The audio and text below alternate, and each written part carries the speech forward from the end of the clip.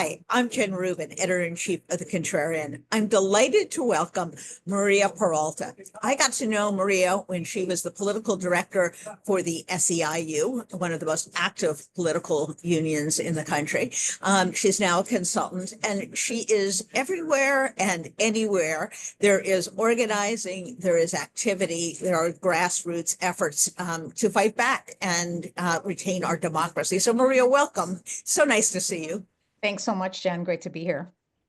So right now, there's been, I think, a resurgence of interest out there in the grassroots. You see people coming to these rallies. You see people coming to the Tesla showrooms. Give me a sense of kind of how the momentum builds and where we are in the upswing. Hopefully we're on an upswing as time goes by. Yeah, I mean, it's momentum building on momentum. You know, Americans have been watching this kind of horror show unfold for weeks, and they're taking to the streets in cities and towns across the country to denounce this Musk-Trump presidency. And they're showing up in peaceful protests, like you said, at their state houses, at city council meetings. It's at all levels, Tesla dealerships, women's marches, in front of their public schools to say, enough, we don't want a dictator, we want our country back. Yeah. And there is a phenomenon that's a feedback loop between elected officials and the base, that the base turns out the politicians start speaking up a little bit more strongly. That encourages the base. This virtuous circle can really kind of lift the spirits. What's important to keep it going? In other words, what do politicians have to do? What do the grassroots have to do in order to keep building this? After all, we're building towards elections, building towards victories in Congress, if possible, in the courts. What's the necessary ingredients to keep that going? Absolutely. I mean, you know, the people have to see their elected officials standing up, having backbone, having a spine in this very, you know, uncertain and turbulent moment. So we need to see that from our elected officials. And everyday people are starting to look for each other and organizing really begets more organizing. And people understand the power of community and the power of coming together with other people to exert power and to drive a change. So it is a feedback loop, and this kind of change that we're trying to create right now has to involve both parties, right? Our elected officials and people on the ground. Right. In other words, Republicans have to know there's a consequence for what they're doing. Right now, the only consequence they see is crossing Donald Trump. They have to understand that their voters are not pleased as well.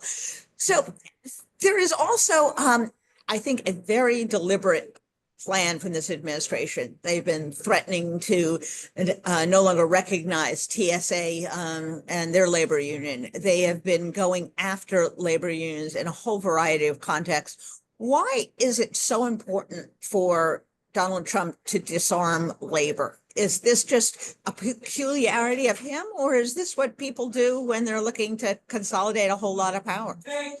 Well, I think you said the operative word here is power, and Donald Trump understands where power resides. And you know, if you look across, you know, across history, across other repressive regimes, the one of the first institutions that are attacked by tyrants and dictators are labor unions, because folks, they understand that collective power is powerful. And what you're seeing now is really a playbook for the private sector, where he's, you know, he's tearing up collective bargaining agreements, he's firing people unilaterally. It's a really dangerous precedent, and we're actually seeing it unfold before our eyes. And that's begetting more organizing of rank and file members. I mean, AFG, the union representing federal workers, saw an extraordinary uptick in new membership since this disastrous Doge wrecking ball has been, in action for the past 6 weeks. So people understand where power resides, and it's up to us to keep the pressure on. For unions, there is also a dual that you see. I've never seen so many lawsuits brought by unions as we've seen over the last few months. Talk to us a little bit about how the position in lawsuits goes hand in glove with the efforts to organize, the efforts to turn people out for protests. How do those things mesh together? I mean, listen, we need the courts. We can't put all of our eggs in the legal basket because we see Trump unilaterally ignoring court, rulings and decisions. So we know that with Trump, anything is possible, and his whole administration is about lawlessness. But the legal strategy here is incredibly important. You referenced the when earlier when we were talking, Jen, the preliminary injunction to bring back employees that were fired, just this Probation morning, employees. provisional employees that were fired to bring them back. So that's a huge win. And so it's extraordinarily important, and it feeds the momentum that all of this pressure that we're exerting from different corners of the ecosystem is making a difference. And you can tell it's making a difference because he's going after unions.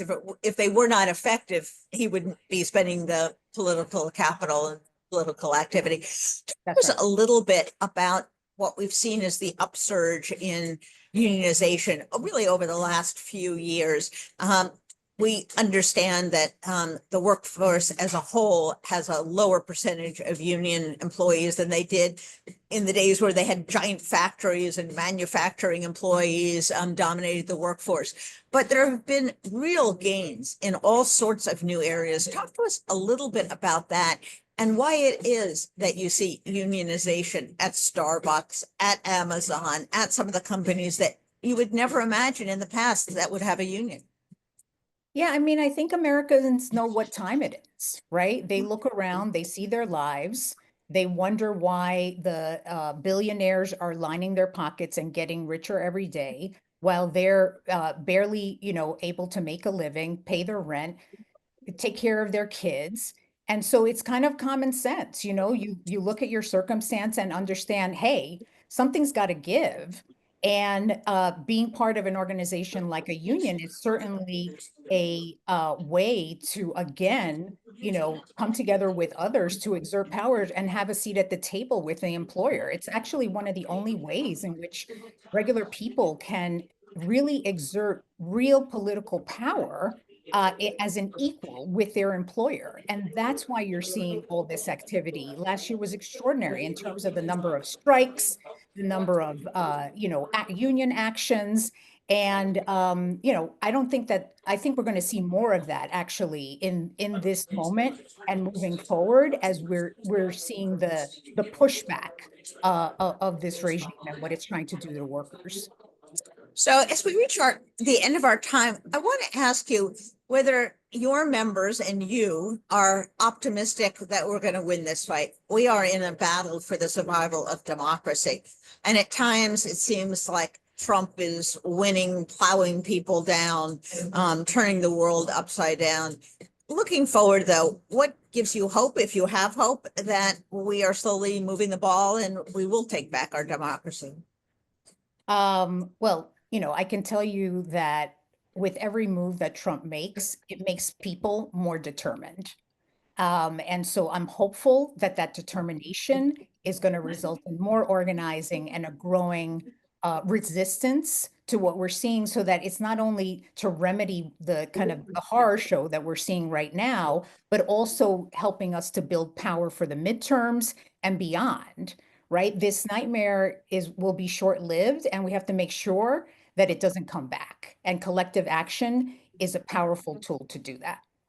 Absolutely. And I think people can appreciate when there are issues on the ground, whether it's the Supreme Court race in Wisconsin, April 1st, contrarians, remember, for those of you who live in Wisconsin, and those of you who'd like to volunteer or contribute, there are elections in New Jersey this year, elections in Virginia. So the notion that you constantly have to be working on it, I think is something that you have shown throughout your career.